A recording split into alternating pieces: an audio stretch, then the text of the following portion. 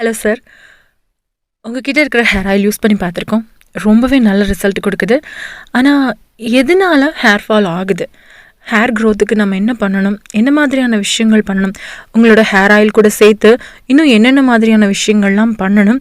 உங்களோட hair ஆயிலோட speciality என்ன அப்படிங்கிறதெல்லாம் எங்களுக்கு கொஞ்சம் சொன்னால் நல்லாயிருக்கும். Hi group. ஹேர் க்ரோத் பற்றி சில டீட்டெயில்ஸ் கேட்டிருக்காங்க.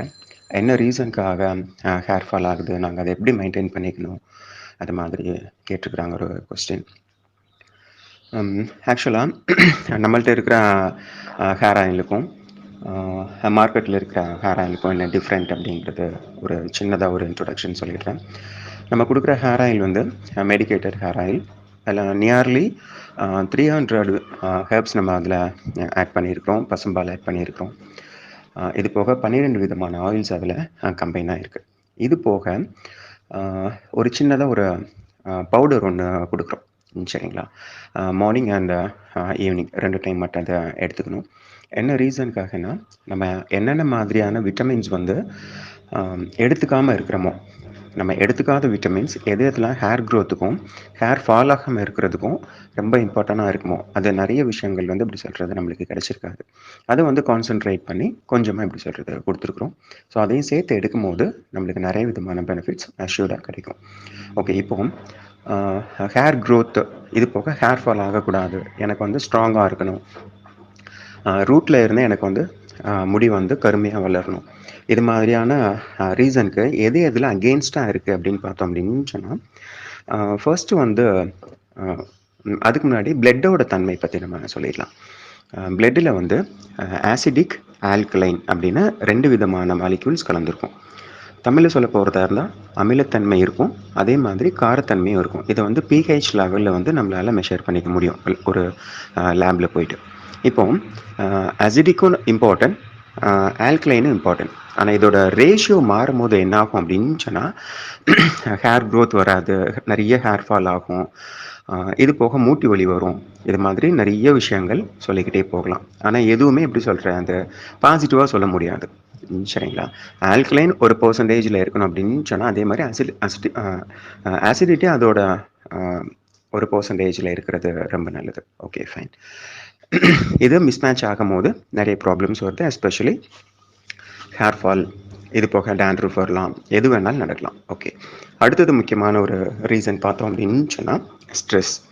இந்த ஸ்ட்ரெஸ், டிப்ரெஷன், மைக்ரண்ட், இது மாதிரியான ப்ராப்ளத்துக்கும் நம்மளோட ஹேர் ஃபாலுக்கும் என்ன தொடர்பு இருக்குது அப்படின்னு பார்த்தோம் அப்படின்னு சொன்னால், நம்ம ஸ்ட்ரெஸ்ஸில் இருக்கும் போது நம்மளோட ஹார்மோன்ஸ் வந்து ப்ராப்பராக வந்து ஃபங்க்ஷனில் இருக்கவே இருக்காது, மிஸ்மேட்சிங்காக அது அலைஞ்சிட்டு இருக்கும், புரியுதா? ஸோ உடம்புக்கு எது எதெல்லாம் தேவை இல்லையோ அதுக்கு கொடுக்குற சப்ளையை வந்து பிரெயின் வந்து ஸ்டாப் பண்ணிடும். இந்த உடம்புல நம்ம உயிர் வாழ்கிறதுக்கு எது எதெல்லாம் தேவையில்லைன்னு பார்த்தோம் அப்படின்னு சொன்னால், நகம், இல்லை நகம் வளர்ச்சி, இல்லை கூந்தல், முடி, இந்த மாதிரியான விஷயங்களில் போய் அது கை வைக்கும், புரியுங்களா? ஸோ தேவையில்லாமல் ஸ்ட்ரெஸ் எடுத்துக்கிறது, இல்லை டிப்ரெஷன் ஆகிறது, அந்த மாதிரி எதுவுமே வேணாம். இதுக்கு நல்ல மியூசிக்ஸ் கேட்டாலும் ஓகே, இல்லை வாக்கிங், மெடிடேஷன், இல்லை வேறு ஏதாவது கேம்ஸில் கான்சென்ட்ரேட் பண்ணாலும் ஓகே தான். கொஞ்சம் மொபைலை வந்து தூரமாக வச்சுக்கிறது நல்லது. அதுக்கப்புறம் பார்த்தோம் அப்படின்னா புவர் நியூட்ரிஷன், புரியுதுங்களா? புவர் நியூட்ரிஷன் அப்படின்னு சொன்னால், காலையிலேருந்து சாயங்காலம் வரைக்கும் ஒர்க் ஃப்ரம் ஹோம், இல்லை அப்படின்னு சொன்னால் மார்க்கெட்டிங் ஜாப், இல்லை ஏதாவது ஒரு job, full and full target ஓரியன்டாகவே நம்ம வேலை பார்த்துட்டு, ஸோ பிரேக்ஃபாஸ்ட்டு ஸ்கிப் பண்ணியிருப்போம், லஞ்சு ஸ்கிப் பண்ணியிருப்போம். ஸோ வெளியே வரும்போது நம்மளுக்கு எது வந்து கேட்சியாக தெரியுதோ, it might be a chana or masala puri, panipuri, இதை வந்து நம்ம ஃபுல் ஸ்டமக் எடுத்துப்போம். இந்த ஃபுல் ஸ்டமக் எடுக்கும் போது என்ன ஆகும் அப்படின்னு சொன்னால், திருப்பியும் இந்த ஆசிடிக், ஆல்கலைன் இந்த ப்ராப்ளத்தில், இந்த ரேஷியோவில் போய்ட்டு அது கை வைக்கும், புரியுங்களா? ஸோ டெய்லி ஏதாவது ஒரு ரெகுலர் ஃபுட்டு, அந்த ரெகுலர் ஃபுட்டில் வந்து கீரைகள் எடுத்துக்கிறது நல்லது. ஸோ இந்த மாதிரியான ஒரு ஃபாஸ்ட் ஃபுட் லைஃப்பில் வந்து நம்மளுக்கு நியூட்ரிஷனில் கான்சென்ட்ரேட் பண்ண முடியாது அப்படிங்கிற ஒரு ரீசனால தான் நம்ம அதை கான்சென்ட்ரேட் பண்ணி ஒரு வீட்டா பவுடரும் நம்மளோட ஹேர் ஆயிலோட அட்டாச் பண்ணி கொடுத்துட்ருக்கோம். அடுத்தது பார்த்தோம் அப்படின்னு சொன்னால் செல்ஃப் மெடிகேஷன். ஏதாவது கை காலில் திடீர்னு ஒரு அடிபட்டிருக்கும், ஒரு ஆக்சிடென்ட் ஆகிருக்கும், இல்லை தலைவலி வந்திருக்கும், நம்ம பாட்டில் ஒரு ஃபார்மசியில் போயிட்டு அங்கே போயிட்டு தலைவலிக்குது, அதுக்கு ரீசனே இருக்காது, ஏதாவது ஒரு டேப்லெட் போட்டு அது அந்த டைமுக்கு மட்டும் கண்ட்ரோல் பண்ணி வச்சுக்கிறது. இது மாதிரி பீரியாடிக்கெல்லாம் பெயின் கில்லர்ஸோ, இல்லை அப்படின்னு சொன்னால் ஏதாவது அமாக்ஸ்லின், நஃப்ளாக்சின், செஃபாலாக்சின், பேராசிட்டமல், எதையாவது ஒன்று திருப்பி திருப்பி திருப்பி திருப்பி போட்டுக்கிட்டே இருக்கிறது. இது என்ன ஆகும்னு பார்த்தோம் அப்படின்னு சொன்னால், இதுவுமே பார்த்தோம் அப்படின்னா ஹேர் க்ரோத்துக்கும் ஹேர் ஃபாலுக்கும் ஒரு பெரிய ஒரு எதிரியாக வந்து நிற்கும். அடுத்தது ஏற்கனவே சொன்ன மாதிரி ஜங்க் ஃபுட். புரியுதா? என்னைக்காவது ஒரு நாள் புரியுதா? ரொம்ப ரேராக once in a blue Moon மட்டும் நம்ம ஜங்க் ஃபுட்டை எடுத்துக்கிட்டோம் அப்படின்னா ப்ராப்ளம் இல்லை. ஆனால் ஜங்க் ஃபுட்டை எடுக்கிறதுக்காக தான் இப்படி சொல்கிறேன், அது நான் வேலையே செய்கிறேன் அப்படிங்கிற மாதிரியான ஹேபிட் இருக்கிறவங்களுக்கு கண்டிப்பான முறையில் ஹேர் ஃபால் இருக்க தான் செய்யும். இது போக நிறைய விதமான ப்ரோட்டீன்ஸ் எடுக்கிறது, நிறைய விதமான ஃபைபர்ஸ் எடுக்கிறது. இந்த ஜிம்மில் போய் ஒர்க் அவுட் பண்ணுறவங்கள நிறைய பேர் பார்த்தீங்க அப்படின்னு சொன்னால் அவங்களுக்கு வந்து நிறைய ஹேர் ஃபால் இருக்கும். மேக்ஸிமம் பால்டர் ஹெட்டாக இருக்கிறதுக்கு கூட சான்சஸ் நிறையா இருக்கும். ஏன் அப்படின்னு சொன்னால் பாடி பில்ட் பண்ணுறதுக்காக அனாவசியமான ப்ரோட்டீன்ஸ் எடுத்துப்பாங்க. அளவுக்கு மீறினால் அமிர்தமும் நஞ்சு அப்படிங்கிற கான்செப்டில் நம்ம தேவையில்லாமல் ப்ரோட்டீன்ஸ் எடுக்கிறோம், விட்டமின்ஸ் எடுக்கிறோம், ஃபைபர்ஸ் எடுக்கிறோம், பாஸ்பரஸ் எடுக்கிறோம், பொட்டாசியம் எடுக்கிறோம் அப்படின்னு சொன்னால் இது இன்னைக்கு ஹேர் ஃபாலில் வந்து நிற்கிறது, நாளைக்கு வந்து கிட்னியில் உள்ள மெம்ப்ரைன்ஸ் வரைக்கும் எப்படி சொல்கிறது கெடுத்துரும். கண்டிப்பான முறையில் ஸ்டோன் வர்றதுக்கு கூட சான்சஸ் நிறையா இருக்குது. ஸோ எதுனாலும் ஓகே தான், ஒரு லிமிட் இருக்கணும். கேரட் சாப்பிட்டா முகம் அழகாக இருக்கும், வலுவலுன்னு இருக்கும், எல்லாமே ஓகே, புரியுதா? ஆனால் அதிகமான கேரட் எடுத்துக்கும் போது, அதிகமான சப்போட்டா ஜூஸ் எடுத்துக்கும் போது அதில் இருக்கிற கால்சியம் கண்டிப்பான முறையில் ஹேர் க்ரோத்தை ஸ்டாப் பண்ண தான் செய்யும். ஒரு ஸ்டேஜில் வந்து ஹேர் ஃபால் ஆகிக்கிட்டே இருக்கும், பேட்சியாக வரும், கொத்து கொத்து கொத்து கொத்தாக வர ஆரம்பிக்கும். ஸோ எல்லாத்துலேயுமே ஒரு நிதானமான ஒரு ஃபுட் சைக்கிளிங் வந்து ரொம்ப நல்லது. இது போக எஸ்பெஷலி பார்த்தோம் அப்படின்னா பிசிஓடி பிசிஓஎஸ் ப்ராப்ளம் இருக்கிறவங்களுக்கு, தைராக்சின் ப்ராப்ளம் இருக்கிறவங்களுக்கும் கண்டிப்பான முறையில் ஹேர் ஃபால் ஆகத்தான் செய்யும். ஸோ ரிவர்ஸ் இன்ஜினியரிங் மெத்தடில் அதுக்குள்ளதை நீங்கள் ட்ரீட்மெண்ட் எடுத்துக்கணும். அடுத்தது ஆஸ் யூஷுவல் பார்த்தோம் அப்படின்னு சொன்னால் ஸ்மோக்கிங்கால் எந்த விதமான பிரயோஜனமும் கிடையாது. இது கண்டிப்பான முறையில் ஹேர் க்ரோத்துக்கு ஒரு அகெயின்ஸ்டான ஒரு வஸ்து தான். ஃபைனலாக சொல்ல போகிறதா இருந்தால் நம்மளோட pancreas area and Khel bladder. இந்த பேன்க்ரியாஸ் ஏரியாவும் கேல் பிளாடரும் நம்மளுக்கு ரொம்ப மகத்தான வேலைகளை நம்மளோட உடம்புக்குள்ளே இருந்து செஞ்சுக்கிட்டே இருக்கும். சரிங்களா? இந்த பேன்க்ரியாஸும் கேல் பிளாடரும் என்னைக்காவது கெட்டு போகுது, அதாவது கணையமும் பித்தப்பையும் கெட்டு போகுது அப்படின்னு சொன்னால் நம்மளோட ஸ்ப்ளீன் அடி வாங்கும், நம்மளோட லிவர் அடி வாங்கும், அதுக்கப்புறம் லங்ஸ் அடி வாங்கும். புரியுதுங்களா?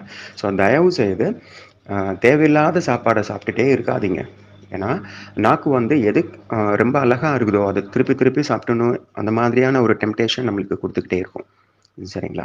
சப்போஸ் அந்த மாதிரி சாப்பிட்றோம் அப்படின்னு சொன்னால் ஒரு வாரத்துக்கு ஒரு நேரமோ இல்லை 15 நாளுக்கு ஒரு நேரமோ கம்ப்ளீட்டாக ஆரஞ்சு கலர் இளநி மட்டும் குடிச்சிட்டு உங்களோட உடம்பை கம்ப்ளீட்டாக கிளென்ஸ் பண்ணிக்கிட்டே இருங்க. சரியா? பேன்க்ரியாஸ் கெட்டு போச்சு, இல்லை அப்படின்னா கேல் பிளாடர் கெட்டு போச்சு அப்படின்னு சொன்னால் நிறைய விதமான சீரியஸ் ப்ராப்ளம் வரத்தான் செய்யும். சரிங்களா? இது மாதிரி மொத்தம் 10 பாயிண்ட் உங்களுக்கு நான் கொடுத்துருக்குறேன். இதோட அடிஷ்னலாக ஆல்கலைன் பற்றியும் ஆசிட்டிக் பற்றியும் சொல்லியிருக்கிறேன். புரியுதா? ஸோ நம்மளோட ஹேர் ஆயிலோட ஸ்பெஷல் என்ன அப்படின்னு சொன்னால் நைட்டு மட்டும் தான் அதை அப்ளை பண்ணணும். இது வந்து பிஃபோர் போத் ஆயில் அப்படின்னு சொல்லுவோம். நைட் அப்ளை பண்ணிவிட்டு நீங்கள் கொஞ்சம் நேரம் டீசெண்டான ஒரு ஜென்டில் மசாஜ் கொடுத்தீங்க அப்படின்னா கொஞ்சம் நேரத்துலேயே உங்களுக்கு தூக்கம் வந்துடும். இட் மீன்ஸ் என்ன அப்படின்னா நம்மளோட பாடியை டீஹைட்ரேஷனில் இருந்து நார்மலுக்கு கொண்டு வந்துடும். தேவையில்லாத உடம்புலாம் கொதிக்குது, சூடாக இருக்குது, எப்போவுமே சூடாக இருக்கும், இது மாதிரியான விஷயங்கள்ல இருந்து ஃபஸ்ட்டு நம்மளை ப்ரொடெக்ட் பண்ணும். சூப்பர்பான ஒரு தூக்கத்தை கொடுக்கும், நிதானமான ஒரு தூக்கத்தை கொடுக்கும். புரியுங்களா? இந்த பவுடர்ஸ் என்ன பண்ணும் அப்படின்னு சொன்னால் என்னென்ன மாதிரியான ப்ரோட்டீன்ஸ், விட்டமின்ஸ், என்னென்ன மாதிரியான பாசிட்டிவான மினரல்ஸ்லாம் நம்மளோட உடம்புல கம்மியாக இருக்கும் அதை ஃபுல்லாக ரெகுலேட் பண்ணிக்கிட்டே இருக்கும். சரிங்களா? ஃபர்ஸ்ட் வந்து நம்ம என்ன மாதிரியான ஃபார்மேட்டில் கொடுத்தோம் அப்படின்னு சொன்னால் எல்லாத்தையும் எப்படி சொல்கிறேன், அந்த ராவாக அரைச்சி நேச்சுரோபதினா இதுதான் அப்படிங்கிற மாதிரி ஒரு எக்ஸாம்பிளுக்கு கொடுக்கணும் அப்படின்னு அதை ட்ரை பண்ணி பார்த்தோம். ஒரு 50 பேர் சாப்பிட்டு பார்த்தாங்கன்னா ஒரு 40 பேர் தான் அதை ஃபாலோ பண்ணுறாங்க. ஒரு 10 பேர் வந்து அது கொஞ்சமாக எப்படி சொல்கிறது க்ரீனிஷ் ஸ்மெல் ரொம்ப இருக்குது அந்த மாதிரி சொன்னாங்க.